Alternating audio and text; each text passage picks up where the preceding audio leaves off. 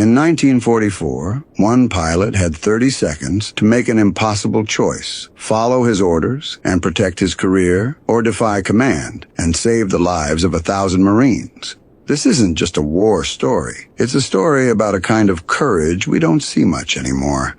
It's about the moment one man, Major Robert "Cowboy" Stout, decided that doing the right thing was more important than doing what he was told.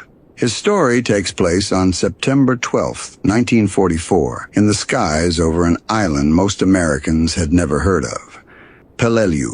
This place, a tiny speck of volcanic rock and coral in the Palau island chain, would soon become a name whispered with the same reverence and horror as Tarawa or Iwo Jima. The U.S. High Command was preparing one of the largest amphibious assaults of the Pacific War. 28,000 Marines of the 1st Marine Division, many of them hardened veterans of the Guadalcanal campaign, were at that very moment steaming toward the island, set to land in just 3 days. Their mission was to seize a critical Japanese airfield.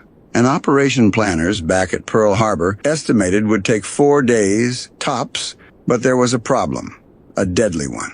Intelligence reports, the very papers that admirals based their plans on, had assured the fleet that Japanese air power on Peleliu was non-existent. The main airfields, they said, were abandoned, likely shattered by previous bombing raids. It was considered a non-threat. But in war, you always check. So to confirm this, the USS Hornet, a legendary carrier that had already seen hard fighting, sent up a lone pilot on a simple reconnaissance mission. His orders were as clear as they get. Fly over the northern airfield, let the automatic camera mounted in his plane get its pictures, and come right back. He was explicitly told, do not engage, just take photos. That pilot was Major Robert "Cowboy" Stout. Now, Stout wasn't some rookie hothead looking for glory. At 28 years old, he was practically an old man for a fighter pilot in a war where the average age was closer to 20. He had 63 combat missions under his belt, a number that few pilots lived to see. He'd been in the thick of it, tangling with nimble Japanese Zeros, flying through storms that kept other men on the deck, and landing on the pitching deck of a carrier. He was the kind of steady hand you want for a simple photo run. He was reliable. He followed orders. As his F6F Hellcat swept over the northern airfield at 8,000 feet, the camera in his fuselage clicked away rhythmically. But Stout wasn't just relying on a machine. He looked down with his own eyes, and his blood ran cold. The airfield wasn't abandoned. It wasn't damaged. It was a hornet's nest. It was packed, wingtip to wingtip, dozens of Japanese aircraft. He immediately recognized the slim, deadly shapes of Mitsubishi Zeros alongside Nakajima bombers. They were all lined up, being armed and fueled by swarms of ground crews. He counted them fast, at least 40 planes, probably more hidden under the jungle canopy. They weren't hiding. They were preparing, and Stout knew exactly what they were waiting for. They were waiting for that American invasion fleet. These 40 planes were a perfectly placed ambush, a dagger aimed at the heart of the invasion. They were positioned to massacre the Marines in their landing craft before they ever touched the beach. We hear stories like this, but it's hard to truly grasp the sheer, sudden bravery it takes to act. If you believe these stories of the greatest generation need to be told and remembered, take a second to hit that subscribe button. Stout was now in the worst position of his military career. His training, his orders, and every rule in the book were crystal clear. You spot the enemy, you radio the coordinates, and you get out. You report. You never engage, especially not alone, against an entire airfield that was now, no doubt, spotting his lone Hellcat and spinning up their anti-aircraft guns. But Stout also knew how the military worked. He understood bureaucracy. He pictured the timeline. By the time he flew the long patrol back to the Hornet, landed, strapped himself to a chair in the debriefing room, and tried to convince a skeptical intelligence officer that the official reports were dead wrong. By the time that officer convinced the air boss, and the air boss convinced the admiral, and the admiral assembled a full strike package of bombers and fighters, hours would pass, maybe a full day, The Japanese wouldn't just sit there waiting. The moment they knew they'd been spotted, they would scatter those planes. They'd hide them in jungle revetments, or worse, launch them against the fleet immediately. The Marines on those boats, just 3 days out, didn't have time for proper procedure. They needed this threat gone. Now, not tomorrow. What would have happened? Imagine the scene. The Japanese pilots would have waited until the American transport ships were crowded and stationary, offloading men into the vulnerable, unarmored Higgins boats. Then, those 40 planes would have launched in waves. They would have come in low and fast, strafing the landing craft, dropping bombs among the transports, and turning the beaches into a killing zone. Stout had seen it before. He'd flown close air support at Tarawa, where Japanese planes had wreaked havoc on the first waves.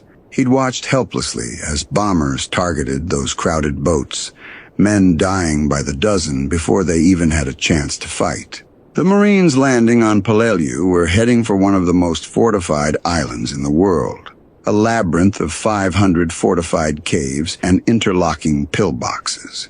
They were going to face hell on Earth, but they had a right to face it on.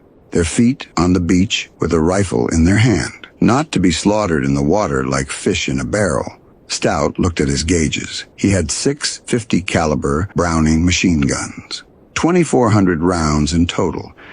That's about 12 seconds of sustained fire. Not nearly enough to kill 40 planes one by one, but as he circled, adrenaline surging, he saw the Japanese had made a fatal, arrogant mistake. In their haste to prepare the ambush, they had packed the planes tightly together, and right next to them, in neat rows, were stacks and stacks of 55-gallon fuel drums. He wasn't flying a bomber. He was flying a matchstick. Stout wasn't helpless, but he was alone. He was at the controls of the single greatest carrier aircraft of the war, the Grumman F6F Hellcat. For the men in that audience, many of whom would have built models of this very plane, the Hellcat was more than an aircraft. It was the cavalry. In the early days of the Pacific, from Pearl Harbor through 1943, American pilots had been haunted by the Mitsubishi A6M0. The Zero was a marvel of engineering, incredibly lightweight, astonishingly agile. It could turn on a dime, climb like a rocket, and outfly almost anything the Allies had. American pilots, in their F4F Wildcats, had to rely on sheer guts and specific hit-and-run tactics, like the Thatch Weave, just to survive. But the Hellcat changed the war. It was designed from the ground up with one mission: kill the Zero. Grumman engineers, listening to reports from combat pilots, built the F6F not to outturn the Zero, but to overwhelm it. The Hellcat was a brute. It was built around the massive Pratt & Whitney R2800 double wasp engine, a 2,000 horsepower radial engine that gave it incredible speed in a dive and a fantastic rate of climb. Unlike the Zero, which was famously fragile and had no armor to save weight, the Hellcat was built like a flying tank.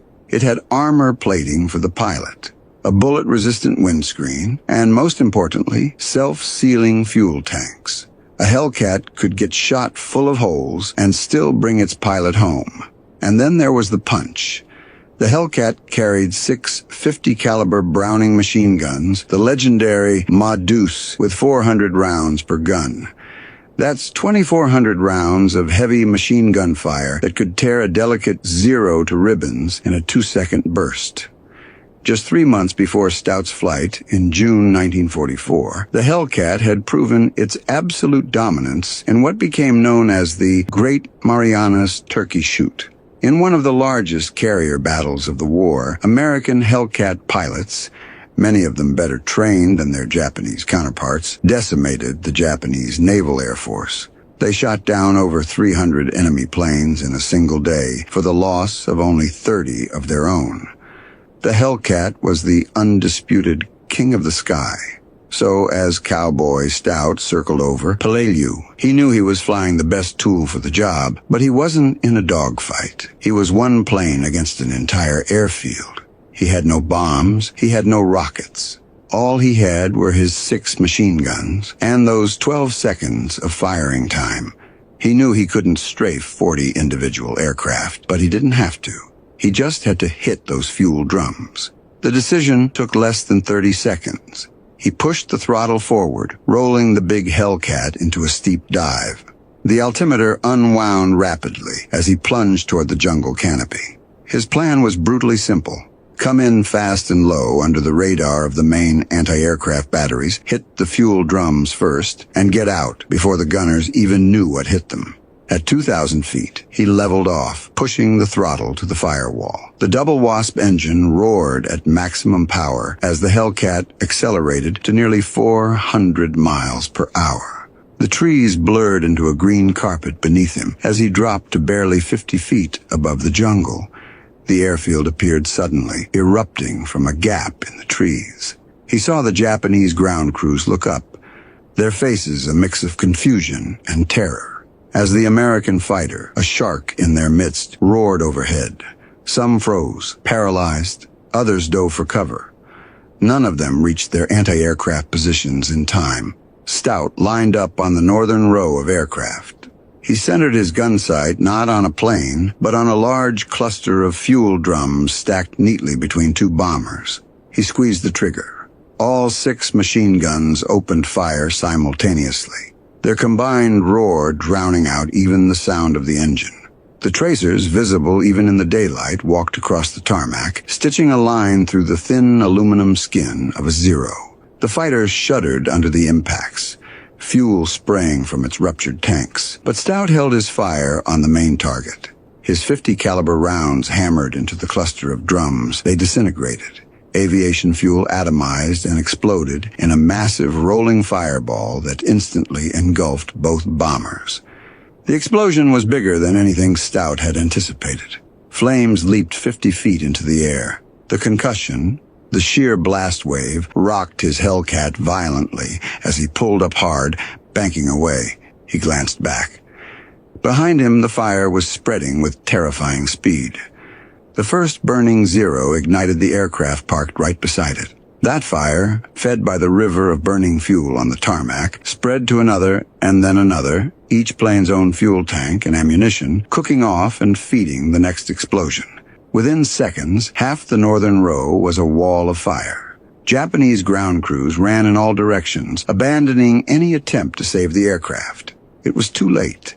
Now the anti-aircraft gunners, woken from their shock, finally reached their positions. The sky around Stout began to fill with black puffs of flak and the angry red lines of tracers. Stout was already climbing, weaving to spoil their aim. He felt the impacts shudder through the airframe. Thump, thump, thump, as 20-millimeter rounds punched through his tail section. Warning lights flickered on his instrument panel, but the R-2800 engine kept running strong. He banked hard right, gaining altitude, and circled back around. He looked down. The devastation was incredible. Nearly 20 aircraft were burning fiercely. A thick black column of smoke boiled into the sky, a funeral pyre visible for miles. But his job wasn't done. On the southern end of the field, at least 20 more aircraft sat untouched. The ground crews there were scrambling, trying to disperse them, but they were too late. Stout checked his ammunition gauge. Half gone. Maybe 6 seconds of firing time left. The anti-aircraft gunners were ready for him now. They were tracking him as he circled. Every gun on that island was now pointed at him, and him alone. Coming back for a second pass was asking to be shot down. It was suicide. He rolled the Hellcat inverted and dove anyway. This time, the anti-aircraft fire was immediate and intense. The air around him filled with tracers. The dark puffs of flak so thick he could smell the cordite even in his cockpit. He jinked left, then right, never holding a straight line for more than a second, trying to throw off the gunner's aim. The Hellcat shuddered under more impacts, the sound of tearing metal screaming over his engine. He came in from a different angle, this time targeting the bombers on the southern end.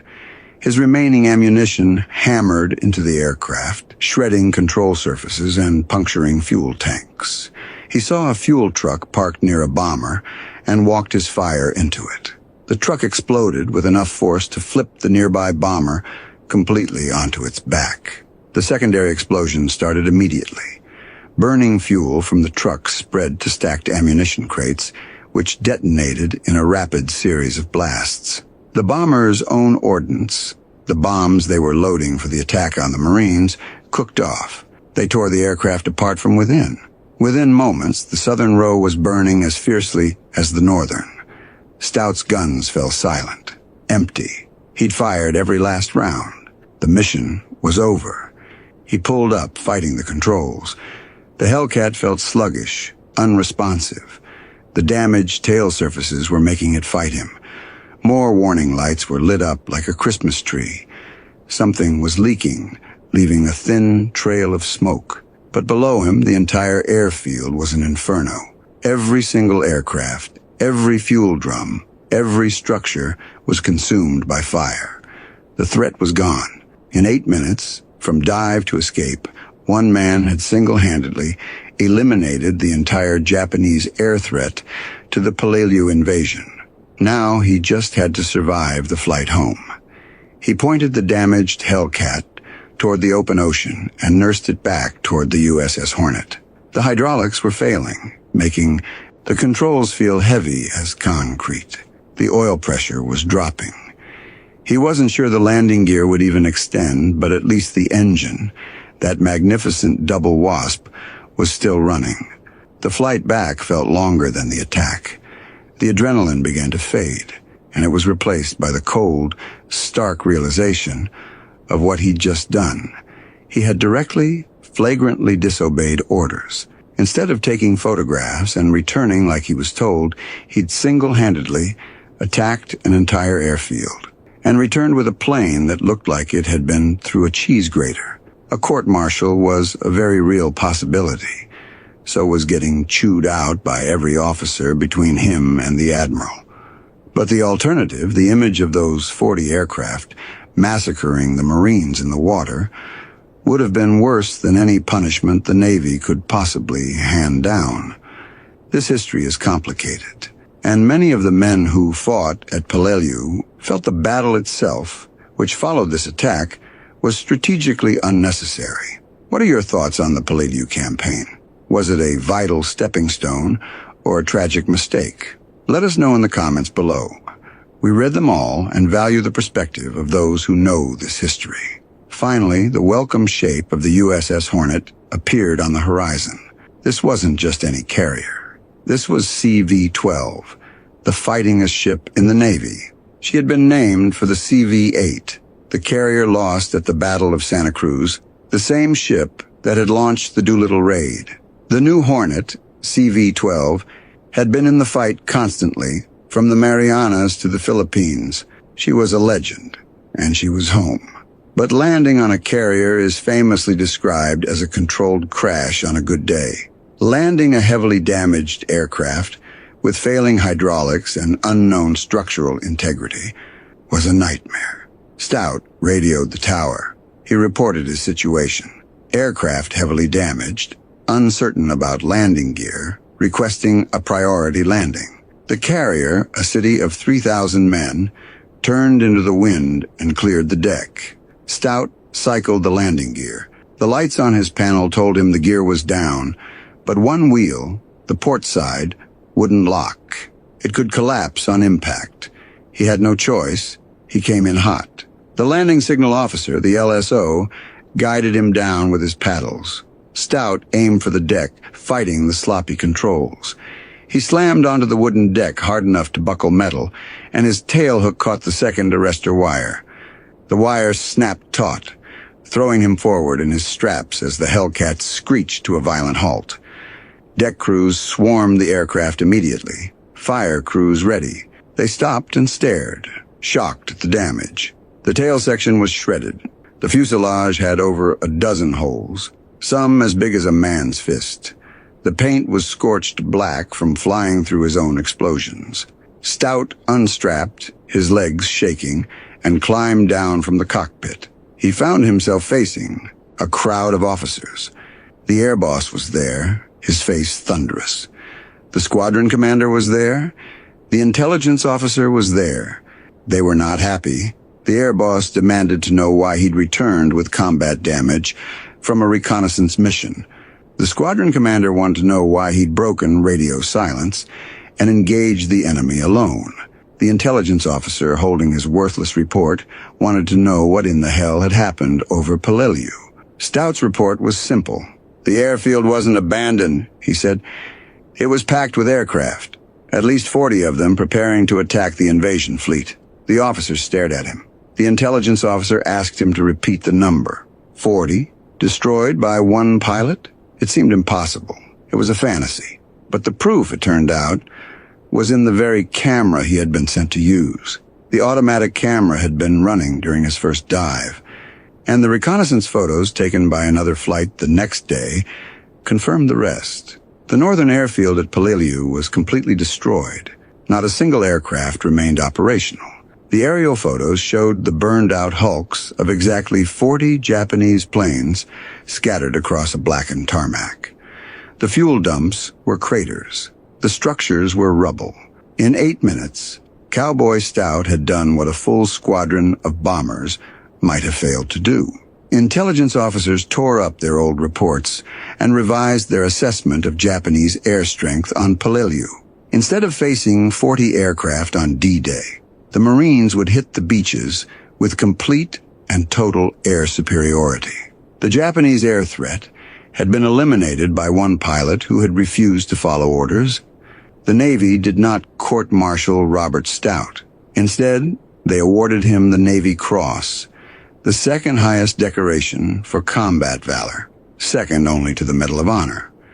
The citation praised his extraordinary heroism and aggressive fighting spirit in attacking a vastly superior enemy force alone. His decision to engage, it read, had directly saved American lives, and they would need that help. The Battle of Peleliu, which began on September 15, 1944, was brutal regardless. The Marines landed and immediately faced some of the most intense, fanatical fighting in the entire Pacific. The intelligence failure had been far worse than just the airplanes. They had missed the 10,000 elite Japanese defenders.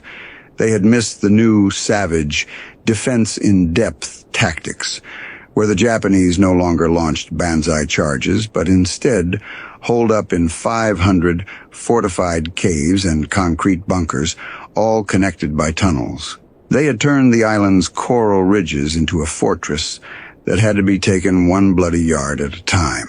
The battle planners thought would take 4 days, lasted over 2 months. It cost the 1st Marine Division over 6,500 casualties. In total, nearly 2,000 American lives were lost, securing that tiny island. It was a hell on earth. Yet without Stout's attack, the casualties would have been far, far worse. Those 40 Japanese aircraft would have attacked during the most vulnerable first hours of the invasion.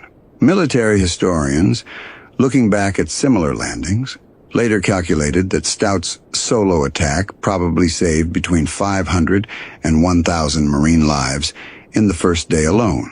His 8 minutes of combat had accomplished what an entire air group might have achieved, and he'd done it at the single most critical moment, before the Japanese could disperse their aircraft and hide. After the war, Cowboy Stout returned to California and lived quietly. Like many of his generation, he rarely spoke about what he'd done over Peleliu. His children grew up knowing their father had served in the Pacific, but they didn't learn the full details until decades later. The Navy Cross, his nation's second highest honor, sat in a drawer, not displayed on any wall. Friends who knew him described a man who was uncomfortable with attention or praise. When asked about the attack, he'd just downplay it. "I saw planes that needed destroying, so I destroyed them," he'd say. Any pilot would have done the same, but not every pilot would have. Most would have followed orders. Most would have radioed back and let command handle it through proper channels. That bureaucratic approach, the safe approach, would have given the Japanese the time they needed to scatter their aircraft or launch them. Stout's willingness to disobey a direct order and trust his own judgment, his own eyes, made all the difference. His story remained largely unknown outside military aviation circles until historians rediscovered The mission reports decades later. When researchers cross-referenced his Navy cross citation with Japanese after-action reports and the aerial photos, they realized the full, staggering significance of what he'd accomplished. 1 man, 1 aircraft, 8 minutes, 40 enemy planes destroyed, 1,000 American lives saved. The attack demonstrated something that military strategists study to this day: the value of initiative at the tactical level. Stout couldn't have known for certain that his decision was correct. He was guessing about the Japanese plans, gambling that his assessment of the threat was accurate, and betting his life on his ability to execute the attack. Everything about the situation argued for caution. Follow orders. Report back. Let someone higher up on the chain of command make the decision. But Stout understood a fundamental truth of combat. Sometimes the person on the ground, or in the air, seeing the situation with their own eyes, has better judgment than commanders looking at maps and old reports miles away. His willingness to trust his own assessment, even when it meant directly disobeying an order, embodied the principle of commander's intent. The Navy hadn't ordered him to attack that airfield, but they had sent him to protect the invasion force. He understood the intent behind his mission, which was to ensure the safety of the fleet. And when the circumstances on the ground changed, he adapted to serve that intent, not the literal words of his orders. The Navy recognized this. In awarding him the Navy Cross rather than court-martialing him, they affirmed that rigid adherence to orders in the face of a changing reality would have been the wrong choice. Stout's disobedience was, in fact, the highest form of following the mission's true goal. Modern fighter pilots still study Stout's attack in tactical training courses, not just for the flying skills it demonstrated, but for the decision-making under pressure. The military teaches that sometimes following orders to the letter means missing a fleeting opportunity that will not come again. His attack also demonstrated perfect target prioritization. He didn't waste his 12 seconds of ammunition trying to destroy 40 aircraft individually. He identified the fuel drums as the critical vulnerability and exploited it. 1 bullet in the right place accomplished more than 1,000 bullets in the wrong places. His approach from multiple angles, coming in low and fast to minimize his exposure, showed tactical sophistication. And critically, he knew when to stop. After his ammo was gone, he got out. The mission was accomplished. Staying longer would have been a pointless risk. All of these decisions happened in seconds, under fire, with no time for careful deliberation. It was training, instinct, and a profound sense of duty. Robert Cowboy Stout died in 2005 at the age of 89. His family finally shared his story publicly, and military historians rushed to preserve the details before they were lost. The mission reports, the photos, and the citation all confirmed what seemed almost too dramatic to believe. In the final analysis, Stout's attack over Peleliu stands as one of the most successful and impactful solo strikes in the history of naval aviation. No other single pilot destroyed as many enemy aircraft in one mission during all of World War II. The Marines who landed on those beaches 3 days later never knew. They never knew that a lone Navy pilot had disobeyed orders to save their lives. They just knew that the skies above them were clear. They fought and bled and died on that coral island, facing Japanese defenders in fortified positions that turned every yard of ground into a new battle.